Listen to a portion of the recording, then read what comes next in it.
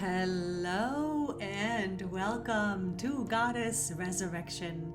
My name is Britta and I am your host. And today's episode is episode number 12 of season 2. And the title is Resurrect Thyself. Goddess, resurrect thyself. It is your responsibility. And only you can do it. Only you can work with your soul, with your light, for your light, as the light, to make these internal shifts that, of course, will show themselves externally. Yes, absolutely. But none of this is about external behaviors or shifting patterns. This is all about understanding that you have the power to change yourself on the inside first. And before I dive in, I just want to say hello. Hi, hello. I hope you are breathing and feeling, and you're grounding, and you are beginning to really take time to connect on the inside. And so this is where I want to jump into an example of what it really means to resurrect thyself, right? Because resurrection, what is resurrection? Goddess resurrection is you ascending. It is you embodying your light. It is you building light body. It is you being the light, the divinity, the soul, the infinite being that you really are, while playing human. And so this is a process that this entire planet is now beginning to go through. We're in the beginning stages, yes, but it's showing itself everywhere. And of course, as you know, I've said this before, a big part of this ascension process is the purging, right? All of the old energies, all of the old traumas, all of the old victim consciousnesses, all of the old fears, any and all of the lack and limitation patterns, including all of the, wrong thinking and disempowering thinking now has to be changed. And only you can do that. And so I want to give a quick example of one of my clients because, she's really been so committed and steadfast, moving through the challenges, moving through the back and forth, because it's not linear and it's not something that happens overnight, right? It's a process. It's a journey. But staying very committed. When we first started working, she came to me with all masculine conditioning, which most of us are deeply, deeply conditioned within the masculine energy. All externally focused, right? All looking out, looking to the external to get attention, to get approval, to find worth, right? To tend to cater to overgive to, so all masculine energy. But like I said, it's not just about the external. It's about the internal first. And so this client internally also bowing to the masculine energy within herself, right? Because that's part of this masculine energy conditioning. She has been conditioned, and we all have been conditioned to bow to our masculine energy within the ego, right? The ego voice, the ego stories, the fears, the doubts, the worries, the judging self, being hard on self, right? All of this was so much her reality. Of course, very smart, very intelligent woman, Ivy League college, super logical, gotta see it to believe it, show me the numbers and then I'll buy it. You know what I mean? Like super, super externally focused. So it took her some time. It took her some time to even accept her feminine energy as an option. And it was really wonderful and beautiful how she observed herself and her masculine energy patterning, and the ego voices within herself that kept wanting to tell her, what are you doing? This is unsafe. Can't trust this. How do you know? You need proof. Don't believe it. Why are you resting? You're wasting time. You should be doing this and you have a list of things to do. And why are you allowing yourself to just be when really you should be going here and contacting this person and scheduling with that person? And so it was really an amazing process for her that she observed and shared with me as she journeyed along this road into her feminine energy more and more and more, right? And so a part of the old masculine energy conditioning, as you all know, is of course the ways in which we react, in ways to reacting to the external, right? So she sometimes would have moments, she sometimes would have days where she was able to stay in her feminine energy, and she learned her feminine energy. She got to know her feminine energy. She began to trust and listen to her feminine energy. She began to enjoy being in her feminine energy. She really loved it. But then life would happen, things would happen that would trigger her into old masculine energy reaction. Also normal, right? Also part of the process. And so whenever things got really intense or overwhelming or unexpected, it would take her back into the masculine energy reaction, and from there she would stay there for a while, and really understanding this and recognizing this, but not really able to yet perceive how am I able to deal with life? How am I going to be able to respond to life from my feminine energy when these and such things occur? Well, so again, these questions are normal and a part of the process, and she continued along. And just now, we had a session yesterday, and she was so happy. She was so excited. She felt so satisfied within herself because she's had a very challenging, very overwhelming couple of weeks, and she was able to stay in her feminine energy. She was able to navigate it. She was able to move through it. She was able to flow with life.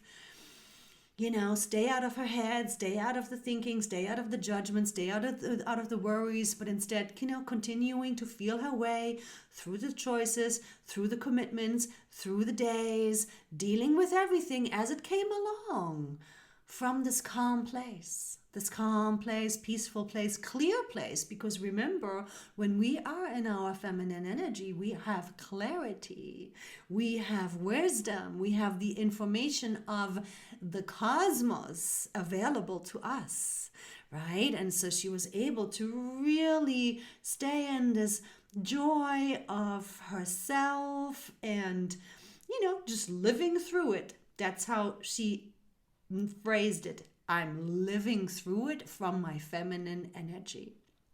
And it felt so good, and she felt so great about it, right? And so I'm bringing all of this up because obviously we have, the holiday of Easter coming up, and hence, resurrection, goddess resurrection. Although I do not belong to any religion, of course I respect them all, but for me, resurrection is much deeper, right? It's a much deeper meaning because we've forgotten about our feminine energy, and even, the way in which women are now feeling as we equal, right? Equal to men. That's still masculine energy. That's all still masculine energy. And it's okay, it's appropriate because, it needed to happen in order to even just get women into their empowerment, get women into their, strength and availability to the workforce, to the marketplace, to, feeling the freedom to create independence for themselves. All of this is continuously going to shift even more into the feminine energy, because it doesn't mean we cannot right? Now exclude success and career from the feminine energy. And we don't need to, because we will all learn as we remember, as we resurrect ourselves, how to be in the feminine energy and to be so impactful and so present to the shifts and the healing of this world, right? Because that's what's happening. That's when the goddess returns, when it's time for the transformation. And it is. And so the reason for this episode is that a lot of my clients, right? Everybody's ascending, but my clients are consciously ascending and working with it and, doing the work, the healing, whatever necessary purging. And then on the other side comes the light embodiment, which also has symptoms attached to it, right? We have the ascension symptoms that come with the light embodiment. And, it's scary. It's unknown. And the egos are ringing the alarm bells and this is scary and, how can I trust it? And again, it all has to start with the internal. You have to remember that the masculine energy is the thinking, is the logic, it's the external focus, right? The external relatability and all of the old beliefs that have been conditioned into us. All the external attachments, all the fears and insecurities, it's all part of the way we've been conditioned through the external, which is the masculine energy. And so this, of course, is trying to fight for its survival. And it'll continue to doubt and mistrust this feminine energy, the magic, the intuition, the light that comes through the feminine energy, right? The patience, the calm, the clarity, the wisdom, the peace, the grounding, the oneness consciousness, right? The expansiveness, fearlessness, right? It's all us being in our essence. It's connected to soul. It's being light flow when we are in our feminine energy. And so, yes, the ego doesn't know better, but it's our job and our responsibility to now actively support ourselves, right? That's how you get to resurrect yourself, learning to support yourself, even in moments of not knowing, even in moments when it's scary. And of course, eventually living from your feminine energy, learning to live from your feminine energy. And so this self-support through these ascension times into new earth experience is a practice. And so I have 4 points that I outlined here for you just to keep working with, right? Make sure you remind yourself, listen to this frequently, and really pay attention to these practices. So number 1 is put yourself first. Commitment to yourself has to be first, has to come first. Of course, when you have kids, you need to give and you need to be present and you need to, give to them the time and the energy and the attention that they require. But this doesn't mean you cannot put yourself first. It doesn't mean you cannot be in commitment to yourself first, which actually means you have to pay attention to how you feel, right? Because when you're in connection with yourself and you're paying attention to how you're feeling, you will be able to say, while you're with your kids, for example, oh, this doesn't really feel right to me in this moment. Let's do this instead. Or, this isn't really such a good idea. It doesn't feel like this is gonna go well. Let's revisit this idea later, right? So again, as mothers, it is important to already learn this process of putting yourself first, which means feeling your guidance, feeling your gut, feeling your intuition, and honoring it and letting it be the guiding energy. And then sharing this with your children, right? And letting them learn early on the power of this inner guidance. And of course, from here, right, from this inner connection of this guidance, of this intuition, we then use the masculine energy to put it into action, right? To put it into thoughts and to put it into words. But again, you also have to understand that you guiding your thoughts and you guiding your words and you guiding your choices and actions from your wisdom of your light, from your feminine energy, right? That is the way of the new earth. It is an inside out experience. It is a soul guided, light embodied experience. And that is how you will raise your vibration more and more and more.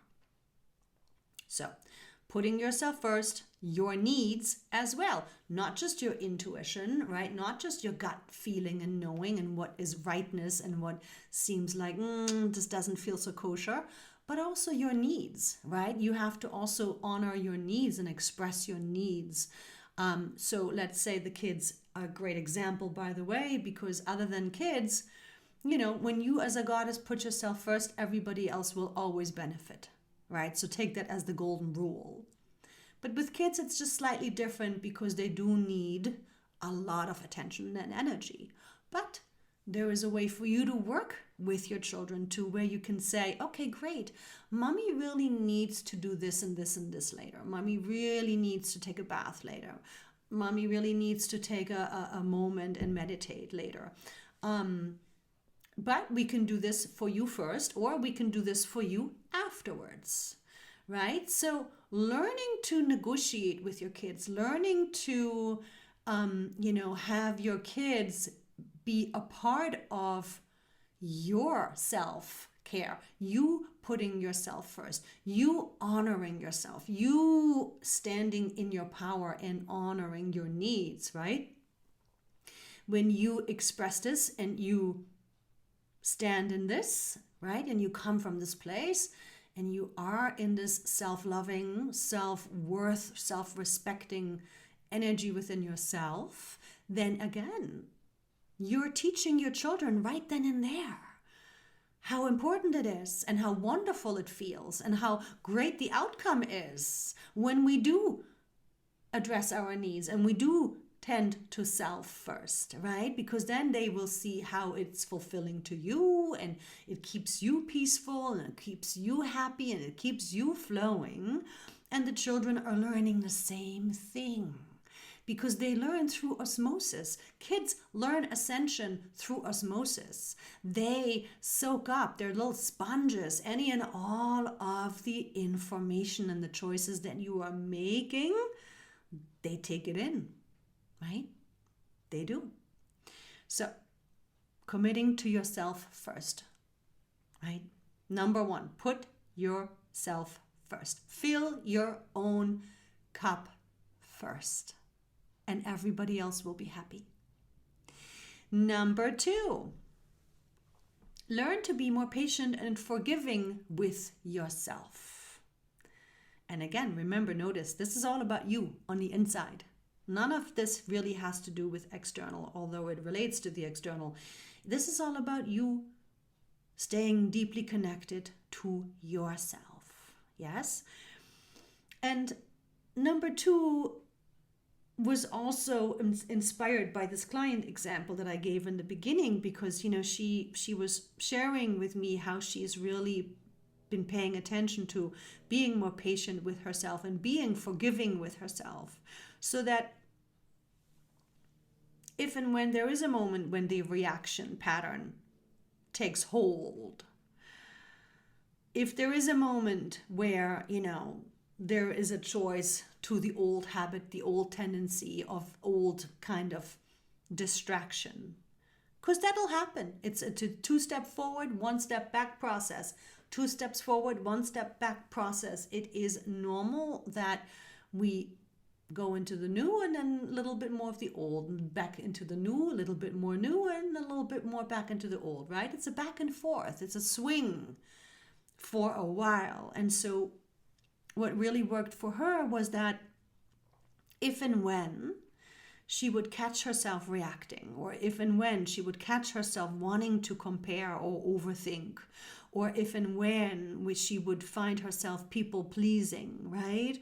Or if and when she would find herself, only considering others and not herself, she would catch it. And instead of beating herself up, instead of getting annoyed with herself, instead of now making herself feel worse, and this includes impatience, right? Because we want to be so perfect right away. We want to be able to do it all right away. We want to be able to be in the feminine energy all the time. Well, that's masculine energy. Because the feminine energy just is. And there is no attachment. You're in the present, you're in the now. You're in the breath, you're in the grounding. And you're able to forgive yourself, and you're able to smile at yourself, and you're able to acknowledge the process, and you're able to be patient with yourself, knowing that it's a very, very deep, deep, deep undoing. It's a very deep repatterning. And beating yourself up on top of it is very harmful to your soul. It's never, ever, ever productive. So being annoyed with yourself, or frustrated with yourself, or impatient with yourself, or pushy with yourself, or mad at yourself, don't do it. Don't do it. Practice forgiving yourself, being more forgiving with yourself. Practice being more patient with yourself as you get better and better, and stronger and steadier and steadier in your feminine energy flow. And it's okay. It's okay to not be perfect all the time, because remember, perfection doesn't exist. In your light, you are perfect. In this human body, you will never be perfect. You will continue to evolve. All of the light that you are will never be able to fit into this body. It would spontaneously combust. So therefore, you can let that go. And let it be a journey. Let it be a progression. Let it be a continuous evolution that will last for the rest of your life. For the rest of this lifetime, you will have opportunity to level up more and bring in and embody more and more and more light. So don't rush, because rushing, masculine energy, contracts you and your energy, which then has the opposite effect. Yes?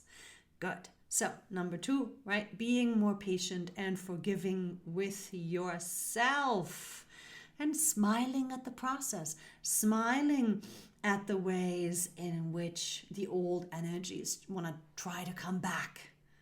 It's normal, part of the process. Just have to catch it. Good. Point number 3. Number 3 is self-communication with your ego. So you communicating with your ego, and you correcting your ego, and you gently bringing your ego on board, and you reinforcing the newness and what you're learning and what your intention is and where you're going is very important. And so this is where I want to bring up the example of 2 other clients. Because we are having these, ascension symptoms and this purging happening on all levels, of course, right? So it's emotional, it's mental, but it's also physical. And one of my clients, has been feeling physically challenged. And which is making it a little harder and a little bit more challenging is because she's got a lot of other lifetimes that are purging where there was bad experience in and around health, right? And so right now, what we're noticing is that, yes, we're all purging on different levels through the different bodies at different times. And physically, when it comes to physical changes, sometimes we have our Achilles heel, right? So somebody could have weak lungs and they just keep having a lot of, tightness in the chest, or, having a hard time breathing. And, so that could be old purging that has been there for many lifetimes. This particular client, she's been dealing with a lot of lightheadedness, like a lot of panic coming up, a lot of almost a sense of out of body experience, which freaks her out. And she's at the supermarket about to faint, and, thinking, oh, well, maybe that's the better thing. At least then I'll know, right? That's all ego talk, right? That's how the ego is now going to jump in and have all sorts of arguments, all sorts of, justifications and, ways in which it wants to make sure you're safe, right? So the ego wants to make sure you're safe. That's its job. It just holds on to what it knows. And your ego doesn't know the unknown. Your ego doesn't know your light. Your ego doesn't know your feminine energy. Your ego can't trust your intuition. So it's your job to slowly but surely keep this communication with your ego on the track of, hey, I'm ascending, right? I'm learning here as I go along, and I'm learning to be in my feminine energy. And I know this is scary to you, and I thank you for wanting to warn me. I thank you for wanting to protect me, but you have to understand, I need you on board. I need you to open yourself up to this unknown. I need you to open yourself up to this intuition, this feminine energy, right? And it's okay for me to rest, because my body needs to rest to embody this light. It's okay for me to not rush and push through every day, because that's not the feminine energy flow, and it's actually going to work against me in the new earth manifestation way. So you have to explain the new ways to your ego. You have to stand up for the new ways. You have to actively, out loud, communicate to yourself, to your conditioning, to your ego, what is actually happening instead. Yes. And so this also goes for the ascension symptoms themselves, right? So lightheadedness, right? Feeling bloated, the teeth could be hurting, sleeplessness or needing more sleep, people having gas or migraines or cravings or blurry vision, right? All sorts of symptoms that can really make people feel scared and want to run to the doctor. Or, right, the ego can also say, who will I be? How will I know what the outcome of this will be? And I don't recognize myself anymore. And how can I trust this? And maybe it won't be fulfilling, and maybe I'm going to be so different that I'm not going to feel good in myself and my life, right? These are all the concerns, the worries that the ego and the conditioning will throw up. And that's all normal. And this is when you need to be in charge, and you need to, as if you're talking to a child, as if you're talking to, a small child, and really explain, I understand your concerns. Thank you for sharing, but come over here, come into the breath, come into the space of peace, come into the space of feeling what is right, come into the space, join me in this space of, yes, I can trust this intuition. I can trust this inner voice. This is myself. This is me, the infinite me, guiding me now through the feminine energy, now speaking with me to the human me. And this is now going to be a beautiful, beautiful new relationship that I'm going to nurture and grow. Right? So self-communication with the ego, super, super important. Number 4, learn your feminine energy. Learn it, learn it, learn it. It's not going to happen by itself. It's not going to happen magically that your masculine energy is just going to step back. Never going to happen. You have to put in the effort. You have to carve out that commitment, that time, that space, and build it in. Remember, build it in, build it in, build it in. You have got to build it into the day now, not just 20 minutes of meditation in the morning or 20 minutes in the afternoon when you're walking the dog while you're on the phone. No. You got to build it in very consciously, right? It's a relationship that you have to nurture. It's your guiding energy. Without being in your feminine energy, you will not manifest your new earth. You will not ascend.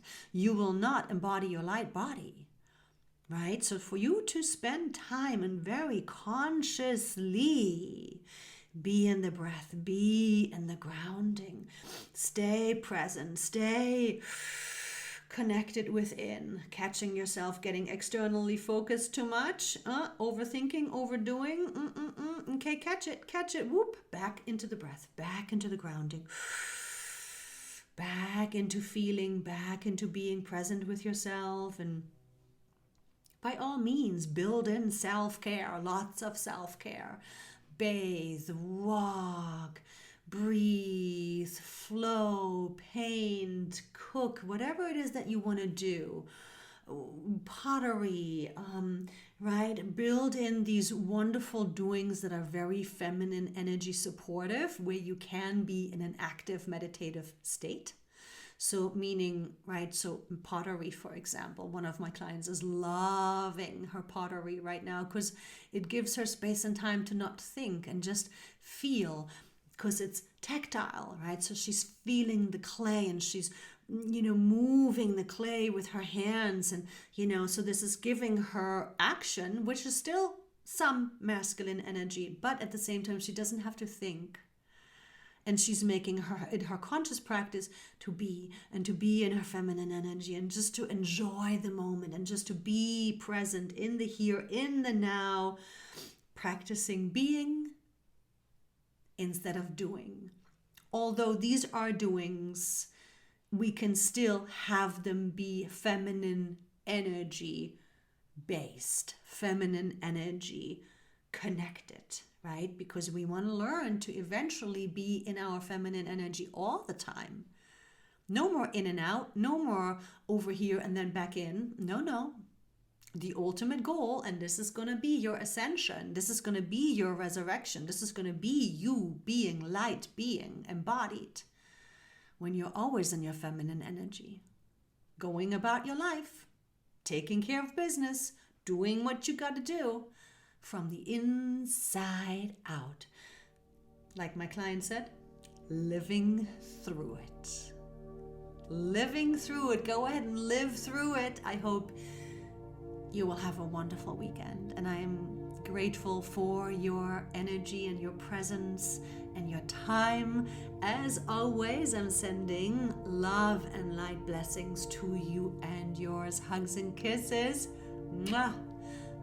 Ciao for now.